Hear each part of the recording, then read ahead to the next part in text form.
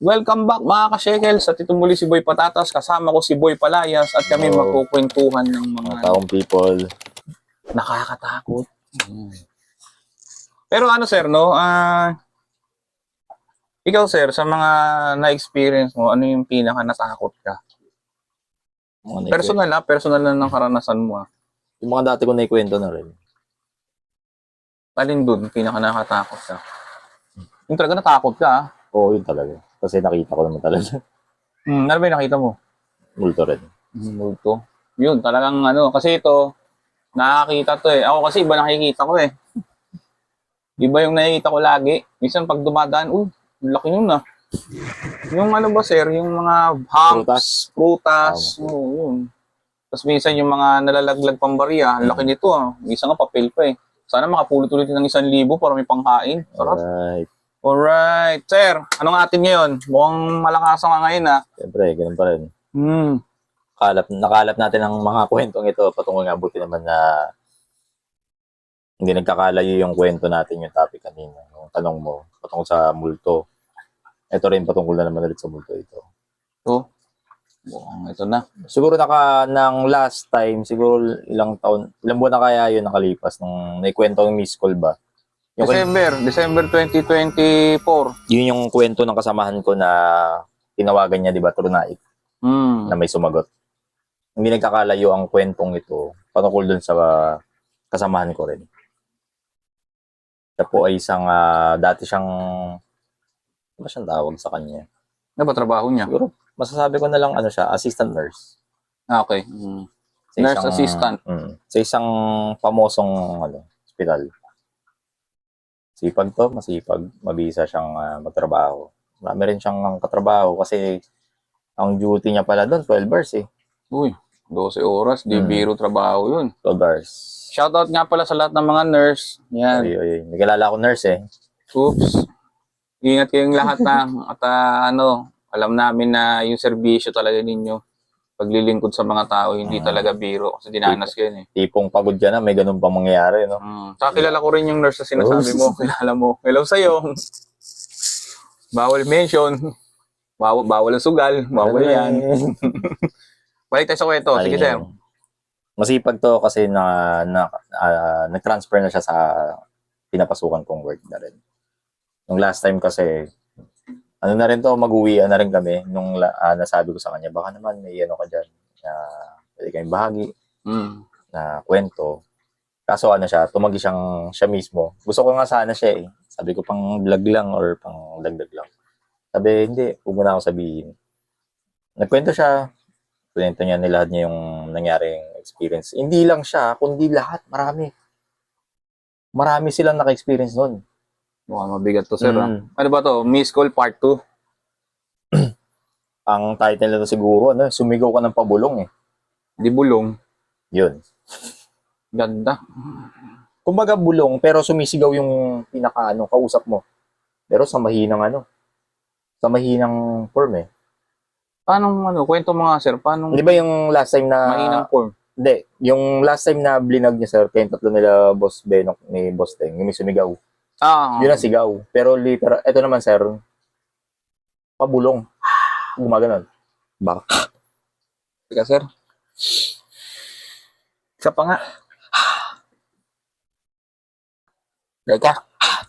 Hirap. Yun. Isipin mo wala yun. nang hingahan to, mga shekels. Isipin mo yung ganon. Ba't Yung ganun? ganun. Nag-toothbrush naman tayo. Sorry. Nag-toothbrush naman tayo eh. Ba't ganun yung amoy? Padigay ako. Hangin. Sarap ng hangin. Amoy rugby.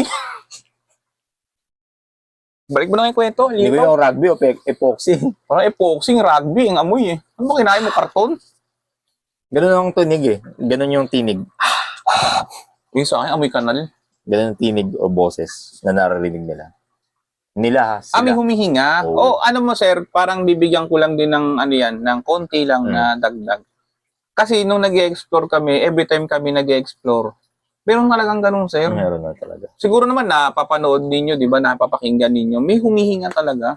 Sa bagay, madilim na lugar. Tsaka mahirap pikein yun, yung halimbawa kung may cellphone mo, tapos bigla, Pag may mic ka, dinig na dinig Talaga. yun. Kahit phone pa yun, yung cellphone mismo, huminga ka doon, dinig yun. Naka-headset. Hindi, Halata ka kapag doon. ano na, kapag pinilter nyo na kasi, nilinis nyo na, doon na lumalabas eh. Kapag ikaw normal lang, hindi mo mapapakinggan. Oo, hindi Ano, talaga. kapag yung inano nyo na, sir, niluluto nyo na, at yung pinaka-final ini-edit product, na, oo. di ba ano niya, may lumalabas na yung mga ganong tunog. Ang natakot ako niya, sir, yung bahay na pula sa Batangas. Kasi pag pinanood mo yung video, may nagsasalita doon na naiwan mo ba yung susi?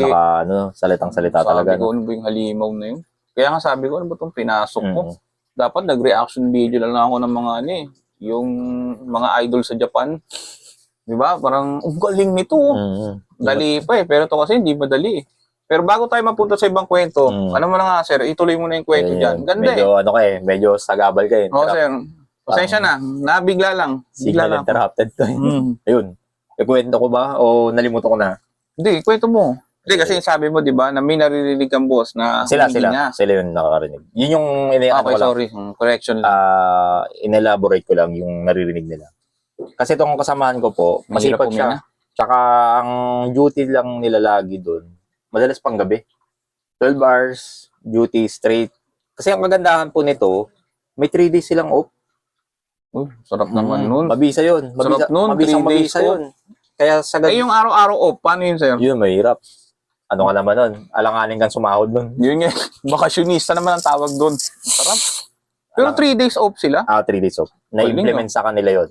First time ko nakarinig ng ganun. Kasi kala ko, ini-implement siya sa Manila. Inaano siya eh. Pinag-aaralan kung mangyari at mapangyayari. Itong araw off, no? Sarap nun. Kasi kung mangyari kasi doon, CWW. Ano yun, sir? CWW. CWW. Sarap nun, ah. Compress work siya. Kinompress yung pinaka-dating 8 hours ka.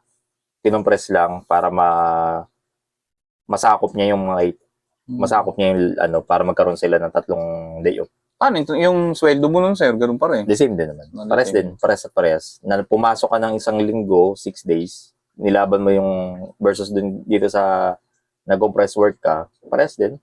Yun din ang sinahod. At least, kahit na parang overtime ka lang lagi, may 3 araw kang asahan na day off. Pahingat-pahinga. Oo, sarap nun. Mas sa akin, kung alam nyo payo lang.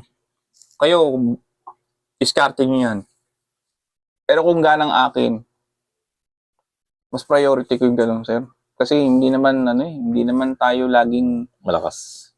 Tsaka yung isip na pera-pera. Hindi naman, sir, hindi naman habang panahon. Kung ma-experience mo yun. Ako sa akin, hindi ko pa na-experience. Di ba parang hindi naman habang panahon na kailangan mo lagi ng pera. Kailangan mo rin ng bonding sa pamilya. Baka nalilimutan nyo na yung mga anak nyo, asawa nyo, magulang nyo, no? Pero balik tayo sa kwento, sir. So, ano nangyari nun? Hindi, yung ganun trabaho, enjoy siya. Enjoy sila. May pinakamatao daw talagang oras gabi. Sa gabi raw maraming aksidente. Oo, talaga yun talaga daw. Pero may panahon din naman daw. May panahon naman na chill lang. Pag wala raw talagang pasyente wala naman talagang gagawin. Sarap. More on paperworks, documents. Pero kapag oras na nag-peak, maraming aksidente, tumutulong sila talaga. Talagang tatawagin sila. Ibang division sila, pero dahil sila yung available ng gabi, no choice sila. Sila yung paglalo yung emergency room. Pero ito, walang connection to sa sinabi ko. No, ganda Ang haba ng kwento, wala palang connection. Wala connection yung mga pasyente. Ganda. Sa inano natin, no? Pero ito talagang tunay pangyayari. May kantin dyan. Sa isang hospital to, Sa hospital. May kantin. Dito ba to? Cavite lang? Basta, may kantin. Alam ko yung ano na yun. Dito lang yun, somewhere in Cavite. May kantin kasi dito sa loob ng nila. Ng hospital. Pagdating ng alas 8 ng gabi, wala nang magsiserve ng pagkain. Kumaga lahat prepared, lahat naka-empake na, ready to uwi na. Alas 8 take note sir alas 8 ng gabi, ubos na lahat ng paninda, napakain na lahat ng empleyado. Kumbaga yung pinaka-assign na magluto, talagang yun na yung oras. alas 8. Yun na yung pinaka call time ng pag-uwi. Di ba tayo, pag alam natin pag-uwi, may 15 minutes o 20 minutes na nagpe-prepara ka na eh. Para, bago umuwi. Sila syempre, lalo sila, alam nilang diskarte. Sa alas 8 yun, wala na talagang tao. Ito na po yung nakakakilabot. Ito na. Alas 12, may tumawag. Tumawag. Sila ang tinawagan na. Doon ka magtaka. Yun ang kilabot. Dapat sila ang tatawag sa kantin. Hmm. Sila kasi, sila ang tinawagan na nasa office. Yung kantin ha. Nakikita sir ha, may caller ID. Kung nakikita ng bawat department kung sino yung tumatawag sa kanila. Malamang. Nagulat sila na may tumawag galing kantin. Kantin pa mismo. May pangalan ng kantin yun ha. Sa based on caller ID. So, bali nagtaka sila, alas 12 na. Ito, number 1 tanong nila. Alas 12 na, alas 8, wala ng tao. Oo, yung Pero ilang oras na yun. binali nila yun. 3 oras na yun, walang tao na doon. Almost 4 hours na. Oo, kasi alas 9, 12. 10, 11, 12. Ito ang matindi, binali lang nila. Binali nila, baka sakali naman, may nagpa-prank lang. Baka sakali, baka may nagsiset up. Kasi may mga ganun eh, lakas mag-trip. May nagtitrip lang. Pero sarado talaga eh. Ayun. Sarado talaga ang kantin eh. Doon ka magtakay. Kasi syempre, nilabot ako sa kantin, sarado yun. Syempre, hindi natin alam, baka may mga perang mawala. Di ba? Yun pa lang, inano na nila, parang i-ignore nila. Baka naman may nagpa-prank lang sa atin. Kinausap nila. Pinagtripan pa nga nila eh. No? Pinagtripan nila yung pero ito nakakatakot. Sumagot yung Ayun. Yun nga ang boses sir eh. Gumaganon lang. Okay. Doon na sila kinalabutan lahat. Marami sila nung gabing yun. Hindi nga lang siya nag-iisa. Marami sila nakasign. Rinig na rinig nila Creepy. yung ganong At Sige siyang sir. At ito lang hindi nangyari, isang beses lang yun. Paulit-ulit. May naalala ako. Paulit-ulit nangyari yung ganong senaryo. Alam ko na kwento ko na ata doon yun eh, sa Miss School. Yung sa Pulinaria rin, somewhere rin Cavite. Yung last time na ganun din boses. Yung tunog niya, gano'n. Ganun at ganun, no? Baho. Iyo ko na baho. Kasi pilyo naman ako noong 2021. Pero nangyari nun, sir, nung narinig nila yun. Hindi na nila pinagtripan. Pantanggal takot. Hindi na nila pinagtripan. Kasi alam na nila. Pagka nangyari man at nangyari, yung ganong may tawag, hindi na nila sinasagot. Kasi alam na nila eh. Obvious na obvious eh. Una, alas 8 lang, wala ng tao. Pangalawa, sino ang mag-prank at malakas ang loob na pumunta doon para tawagan sila. Pwede namang ganun, sir. Pwede namang mabigyan ng yun. Pwedeng mapatawa ng yun eh.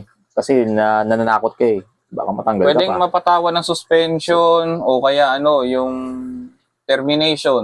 Kasi tinatakot mo yung mga kasamahan mo eh. Pero speaking of that, alam mo kasi sir, hindi naman sa hindi ko sa justify na totoo to kung pero dahil experience to nung nung kaibigan ni Boy Palayas, bigyan natin ng konting idea yung mga manonood. Alam nyo ba na yung mga ganyang multo sir, entity, talagang yan sir, sa mga communication, dun sumisingit yan. Misa nga, di ba, sa phone na nga lang, sabi ko sa inyo naririnig yung boses eh. Pero matindi doon. Di ba? Wala namang Hindi, matindi doon. Wala namang tao. Ay, paano nahawakan yung telepono? At naibaba pa yung telepono yun. Dinrap pa. Oo, dinrap pa. Yun yung matindi doon. Pwede, ang lakas nun, kung ano man yung... Itong matindi. Pagpunta nila doon, maganda ang pagkakano ng telepono. Latag ng telepono. Pinuntahan nila eh. Baka sakaling pinagtitripan nga sila eh. So at least, inimbestigahan nila. Na nila maigi kung baka may nakitrip. Kasi pwede nga patawan ng suspension yung. Kasama pa nila yung guard nila. Oo, pagdating doon, walang tao. Wala talaga. Hospital sir, alam mo na. Pag hospital, ang daming mga marami na rin kababayan nating na alam mo na, mga sa kabilang buhay hindi nagsasucess hospital. Kaya ganun. Hindi rin lahat talaga pinapalad. Pati hindi rin natin alam kung anong nilalang yun. Pero ganun pa man, alam na natin kung sino sila. Oo, alam naman natin. Kasi ang tao po pag namatay, wala nang babalik. Sabi nga na, minsan ng tao ay mabubuhay sa mundong to. Mabubuhay. At pagkatapos nun ay kamatayan na. Yun lamang ang talaga, katotohanan ng mundong to. Kaya yun, salamat sa aking kasamahan sa work kung saan binahagi niya. Kaya nga siyang magpa-interview. Pero okay na rin to. Okay na rin to. Kung sakali, nakadagdag naman talaga to. Salamat sa iyo ha. Ang lalaki ba yun pare? Ano to, babae to. Ay, thank you sa iyo ha. Sa ano, thank you ma'am sa iyong binahaging kwento. Kilabot. Nakatakot talaga yun. Yan, solid. May tumawag. Parang Tawag. yung ano, may tumatawag. Ayun, si ano, telepono. mga tropang ano yan. Oo, ano pangalan ng tropang Ano yun? Wonder Pen. Wonder Pens. Yung sila Ming Ming. Ano ba yun? Sila Wabu. Doon ka matutuwa. Pero ito hindi nakakatuwa eh. Ano yun? Tawagan ka ng ganon. Wonder Pen, Talaga. yung music nilang yun. Pero yung ganito, hindi nakakatuwa. Di talaga. Kahit sino matatakot dun. Kahit ba sabihin mong biro yun, hindi magandang ano yun. Oo. Nakatakot. Tsaka ano sir, no? Ang dami talagang paramdam sa mga ospital. Totoo yan kasi ako nakarating ako ng abandonadong ospital. Talagang nakakatakot dun. Kasi iisipin mo pa lang na lalo yung mga may gamit pa, yung may mga kama. Para mapaisip ka, ilan na kaya taong nawala dito sa higaang to. Mga yumaong mga tao doon. Tsaka yung ano, mga presensya nakakaiba. Kaya talagang... Pero kilala natin kung sino man sila. Siyempre, isang tawag lang sa ating Diyos. Walang iba kundi si Jesus. Talagang ano yan, lipas lahat yan. May ano nga sir may nag-live tayo data nun. May nagsabi na doon sa live na bibigyan ko kayo ng protection, orasyon sa ano, na Latin. Sa akin kasi, sapat na Sapat na ang pangalan ni Jesus para sa lahat ng ano na yan. Lahat ng mga, kung ano mang mga anik-anik yan. Diyos lang ang kapitan ninyo, wala nang iba pa. Hindi tayo maliligtas sa mga material na yan o ano pa mga. Yes. At sinabi to ng Diyos, di ba? Sabi ng Diyos sa ating lahat, sapagkat ganyan na lamang ang pag-ibig ng Diyos sa sanlibutan. Kaya binigay niya ang kaisa-isa niyang anak na sino mang maniwala at manampalatay, hindi mapahamak, hindi magkaroon ng buhay na walang hanggan. So dito na namin tatapusin itong mga ka-shekels, itong video namin ito. Medyo At lakas ang ulan na. Medyo Umuulan na rin dito. Kung Umuulan na. mapapansin nyo, lakas ng ano dito. Lakas ng ampias. Marami-rami na itong tubig Panligo ka na, sir? May panligo na ako. Umuulan na sa labas, umuulan pa sa loob. panligo, pangmumug, ano pa? Ano pa kailangan mo? Pang ano tayo, pang hilamos, pansipilyo, panghugas ng plato. All around na to, tubig ulan, ready dito. Kasi natulo lakas ng tulo dito mga Lodi Cakes. So yun lamang, dito na namin tapusin tong video to at isang malakas na hinga. Hindi ko na uulitin to. Baho talaga boy. Sige na, tapusin na namin tong video to at isang maulan na gabi sa inyo lahat. Ingat kayong lahat At salamat sa iyong panonood pagsubaybay. Paalam. Yes, we do.